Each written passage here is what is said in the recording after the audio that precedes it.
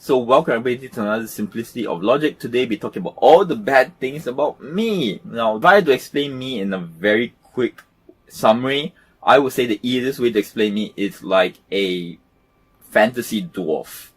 And most specifically, the Games Workshop fantasy dwarf from Warhammer Fantasy. There are similarities, but there are differences also to if you don't play Warhammer Fantasy, the Lord of the Rings dwarves. So there is that. But of course, we'll go into detail now. The first thing is the more famous characteristic of a fantasy dwarf, which is stubbornness. You know that once they get into certain habits and ways, they do tend to stick with it. For example, after studying philosophy and looking through history and everything, I don't really understand certain traditions such as birthdays, whereby people turn up and people feel obligated to buy you these presents, which you and I both know makes no sense. Example, like a cup with a rude word on it. You know, it's like, it's not that you don't appreciate it, but when you look at it, you kind of go, oh, thanks. But in your head, you're going like, what would I do with this? And then after they leave, you just basically put it in one corner of your room. After a year, you throw it away. So I don't understand things like that. Why not just turn up and just say that, hey, both of us just won't get each other stuff for birthdays or whatever. The other is when like two people don't like each other. You know, there's this Seinfeld episode, which I never forgot at the end, where he said that you ever met someone from the office you didn't like, and how you wish that instead of going and pretending to like each other and making small talk, you just actually went, hey, I really don't like you. And he would say, you really don't like me? I really don't like you. So why not we just don't talk to each other next time? You know, makes total sense. The same, of course, goes for me with weddings and funerals. And what I feel is that if you wanted to have a funeral, which I personally don't, I'm okay with people going to funerals if they want to remember the person. And again, I'm not against going to things like birthdays, but I always feel that there are those that you go to which have a lot more obligations, especially like in Asian culture. You even have that weird mix of, is it the host who's supposed to be doing something, or is it the guest who's supposed to be doing something, and so on and so forth. But stubbornness. If I can't see the reason why, or no one can teach me or explain or debate me on the logic of it, I just really don't do it. But it is still stubbornness. You know, a lot of people have told me, would it be easier just to do it to avoid the more awkward explanations and everything? But it is part of my true belief in this certain sense that we should do things for reasons. The other is I am pretty uncompromising. Example for myself, I feel that everybody has their own way of helping the world. I feel my way is that if everybody in the world did the right thing, and again, right is a relative thing, but did as much right as they can, and I say right in the most even mundane of things. Example, sometimes you see there's a red light at a road crossing, and then you see people literally taking a very dangerous chance in crossing the road when a car looks like it won't hit them, but really just for that 1 minute or 2 minutes of waiting, they cross the road. And sometimes, so many stories, especially when I live near a T-junction in Singapore, they literally almost cause accidents. In all fairness, do I do them? Once in a while, yes, but I do it a lot less. But here's the thing, I don't make excuses. When I do them, I still tell myself, you've done a hypocritical thing and you should try to change. Again, the only way to solve a problem is by recognizing you have a problem. But in a lot of cases, I understand when people tell me, you know what, I crossed the road illegally, but it was 3 a.m., there was no cars inside, so what's the point of me waiting 2 minutes? Or I really needed to use the washroom, so I rushed across the road. What's the big deal? I admit, even the toilet one, even I have done it. Even after I made this resolution. But the thing is, it doesn't make the act right. And that's my issue. It doesn't make the act right. And once you allow one reason, other people can allow other reasons. It's a slippery slope argument, which is the problem. You know, so for me, if it's a wrong act, it's a wrong act. No excuses. You know, if you do it, tell yourself you've done a bad thing. You take the consequences of your actions, basically. The next is judgmental. Boy, am I judgmental. Like a dwarf, you know. You know, I'm very, very judgmental, and people should be judgmental on me. That's absolutely true.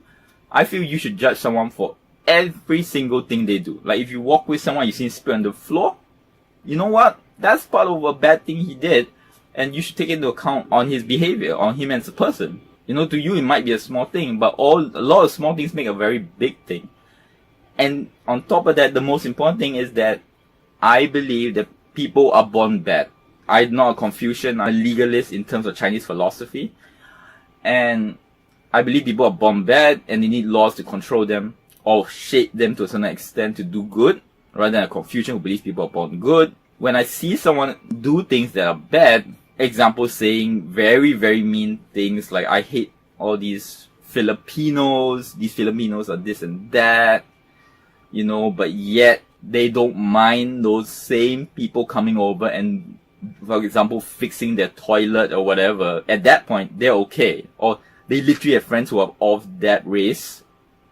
Alright? But because those people give them a profit, they're okay with it. Yes, I'll judge you for everything that you do, everything that you say, because it forms your being. And only by understanding, again, you have that problem is the only way you can improve.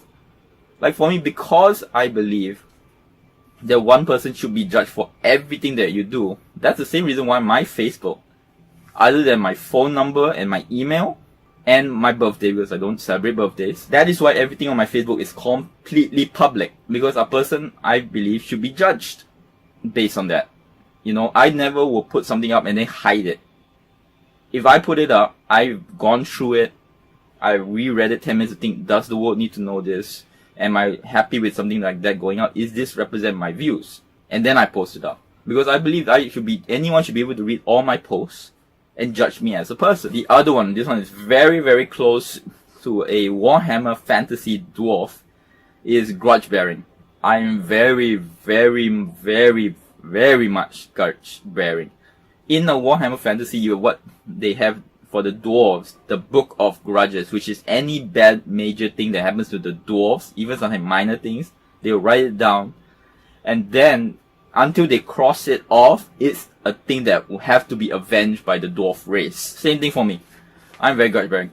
If you break a promise with me and all that, again, like I said on the previous one, which is judgmental, I will remember it. Each time you lie to me, it does go down. Just as the same is with me. That's why I keep my promises, even sometimes ridiculously. No, and this is no lie. I literally came home one time, spent $1.20 to take a bus home all the way to return someone 10 cents. Now, of course, I understand that was when I think I was about 17 to 18 years old. And nowadays, probably I'll make a better promise that makes more sense. But I do take my promises very seriously, that if I say that I'm going to return it to you by this date, I will. And actually, I also have lists of people, which example in board gaming, where I have a list of people which I would not play with. But again, the list, just in case any board gaming friends or whatever, it's only on the worst of the worst. There are some which I don't play with, but that's more because of their son or whatever. The other one this is the one which probably gets me the most, one of the more common criticisms for me, which is calculative. Obviously, from the judgmental and the grudge bearing thing, that's an obvious, but calculative also in the fact that a lot of people, like I say, in general society, they think they can say things and people won't take it that seriously. Very recent example is that I was at a board game meetup and the person made a bet with me on a certain topic about when a game was made and all that, and I got it correct. Before we found out the answer, I shook his hand and I said, $2. I'm so sure I'm going to bet $2. And he said, okay, cool, $2. Shook my hand. Found it out and I was right. And throughout the whole thing, he didn't pay me. There's nothing wrong. I'm not saying he's wrong and all that. I think he really thought it's one of those joke things. So he didn't want to pay because he was like, I didn't mean it. But to me, you are honor bound now to pay me because you shook my hand. And this is the important part. In all fairness, if I lost, I would have paid him. So if I keep doing this throughout my life, it's negative for me. So at the end of it, I had to really go up to him and say, like, I'm sorry, but I really need to collect that $2 because, you know, we agreed on, we shook on it. It was awkward. And here's the thing. Did I need the $2? No. But to me, it's an honor-bound situation. You know, could I have just been forget it and, you know, yes, but it was something that was important to me in terms of honor. The next thing is lack of emotion or cold in terms of to friends. In fact, this one, even my best friend in the world, which is I feel he is my best friend in the world. I'm not to his best friend in the world. That much is obvious. I don't believe ever that should be mutual. You know, it should just be a natural thing from both people judging each other from the pros and cons. One of the common criticisms he gives me and other people who do is I'm very cold. And they mean cold by that thing of I don't actively seek people out to meet up and all that. And usually this involves hobbies. My whole life, my life can be traced through hobbies, right? And when I fall out of a hobby, I do tend to meet less and good people I met from this hobby compared to the new hobby. But there's a reason for that, of course, is, again, I did a whole video on this. If we meet up and we don't have something common that either we want to do, then it just becomes awkward. Like, for example, the most common thing that has happened recently over the years is when I meet up with people, they either want me to do something I don't want to do, which is, for example, drink alcohol. I don't want to drink alcohol. Or example, they will say, do you want to meet up? And, okay, cool, but let's go eat at this restaurant. Money is very tight for me, you know, but it's the life I chose and I'm okay with it. But the thing is, I can't spend money on places like that. And they will say like, oh, let's eat somewhere cheap. And to me, the idea is, we meet up to catch up, right? Why can't we just sit down in a park or somewhere where, if you want, there's air conditioning and just chat? Because the most important thing is us catching up, right? And I'm not kidding, more often than not, people will say, huh? You just want to meet up and sit down and talk. Again, logically, for me, isn't that the goal? So when I cannot find that middle ground, in that case, long story short, I just won't meet them. And for some people, it's just the topics they like to talk about, the topics I like to talk about just don't get along. Like, there's someone I know who he likes to talk about how much money he makes, but he never dares to tell about his opinion on any topic, be it politics and philosophy and stuff, which you can understand that if we both met up, it's kind of a conversation of certain mundaneness. Could make it work, but so it's one of those things. If I don't see on the benefit for both people in a way, then I just don't meet. So I totally understand it can come off cold. So at the same time, maybe because I do that, I take it too far. It's probably one of the more main things I have to look at. The next thing is I am absolutely affected by heuristics. Heuristics is example a lot of these, you know, brain puzzles which they do is like they give you two options of loss and gain, and statistically the percentages are actually the same, but for some reason overwhelmingly people naturally choose to have less loss aversion. That's me. Absolutely.